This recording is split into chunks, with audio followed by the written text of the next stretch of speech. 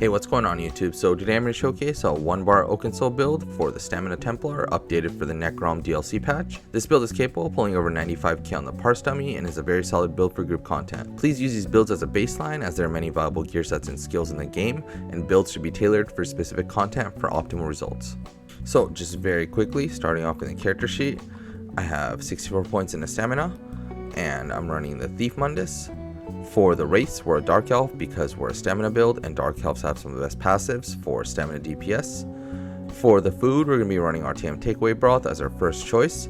A cheaper and almost a good alternative would be Dubious Cameron Throne. And lastly, if you're parsing or need more sustain, Lavafoot Soup and Salt Rice is always a go-to. As far as the potions are concerned, because we're running Oakensoul and have access to Major Brutality and Major Savagery, we're going to opt just to use either Tri-Stat potions or Essence of Stamina. I do recommend running Tri-Stat potions because we are running a bunch of Magicka skills on this build, so the Magicka sustain is not there without the potions. Also, make sure you have 3 points from the medicinal use from the Alchemy skill line to ensure that you benefit from the full duration of the potions. Moving on to CP, for the blue tree we're going to be running Exploiter, Deadly Aim, Thaumaturge, and Wrathful Strikes.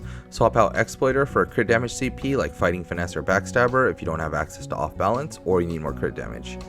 For the red tree we're running Bloody Renewal, Rejuvenation, Fortified, and Balanced Vitality. For the gear set, we're going to be running 5 pieces of Deadly with 5 pieces of Reliquin. So in the main hand, we have a Nirnhone Deadly Dagger with a Flame Damage enchant. In the offhand, Charge with a Poison Damage enchant.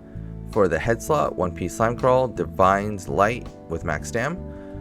For 5 pieces of the body, we're running Reliquin, All Trade and Divines with Max Stam enchants. And for 1 piece of the body, we're running Deadly, Divines with the Max Stam enchant as well. And for the jewelry, 2 pieces of Deadly, Bloodthirsty with weapon and spell damage enchants, and the Oakensoul Ring, Bloodthirsty with a weapon and spell damage enchant. For the skills, we're running Power of the Light. So this does a little bit of initial damage and then does a big burst damage after the duration, which is 6 seconds. So make sure you keep this up only after it expires. Don't recast this early, otherwise you're going to be missing out on the huge chunk of damage.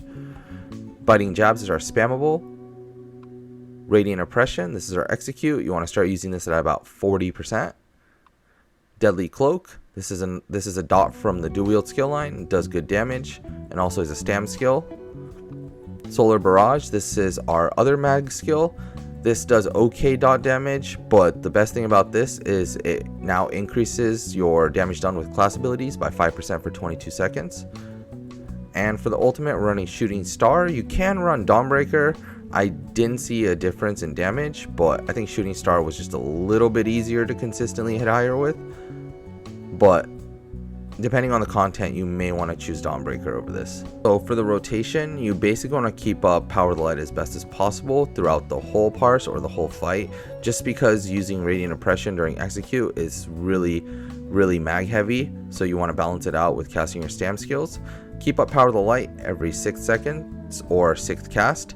And then Deadly Cloak and Solar Barrage keep up dynamically, meaning when they fall off, just recast them. And then use your Biting Jabs until about 40%, and then swap to using Radiant Oppression. And then whenever your ultimate is ready, you can just drop that whenever. So for closing thoughts, I tried all the different spammables, but with the changes to Solar Barrage now increasing the damage done with class abilities by 5%, it really made Jabs worth running again. It also is as AoE as well, so that's another good thing about it. The only issue with this build is that it does rely heavily on Radiant Oppression, and Radiant Oppression requires a ton of Magicka to keep up. So I try to balance it out with casting Power of the Light even during execute, which was barely enough to pull through. But if you're having trouble with Radiant Oppression, just try to use your jabs more and then literally save Radiant Oppression for like the last bit of percentage if you're struggling to keep your mag up. If you need a flex spot, I think Deadly Cloak or maybe Solar Barrage might be your choice to remove. And as far as gear sets are concerned, I definitely recommend running Venomous for most situations over Reliquin. It is a lot easier to access as well considering it's overland. Some other alternatives you can run, Core Riptide is a really good set if you can control your stamina. Berserking Warrior is still pretty good. It is in heavy armor, so you'd have to run it weapons and jewelry. Zovgin is okay, but the Minor Force is actually on the Oakensoul, which makes it a little bit pointless, but it does offer some good stats as well. Back Alley Gourmand or Order's Wrath are also very good alternatives. Sororia and Whirl, both light armor sets, also are good alternatives, but You do have to run them in Weapons and Jewelry. And lastly, Soulzan and Azure Blight are both situationally really good sets. And if you want a super budget build, then Order's Wrath and Hunting's Rage is probably the go-to. And I think that wraps it up. As always, thanks for watching the video. If you have any questions or comments, feel free to leave them in the comment section down below, or better yet, come join our Discord. Link is in the description. I will have a written guide linked in the description for those who would prefer that instead. And as always, thank you to my YouTube members. If you want to help me support my content creation, please consider becoming a member. And as always, thanks again, and see you in the next one.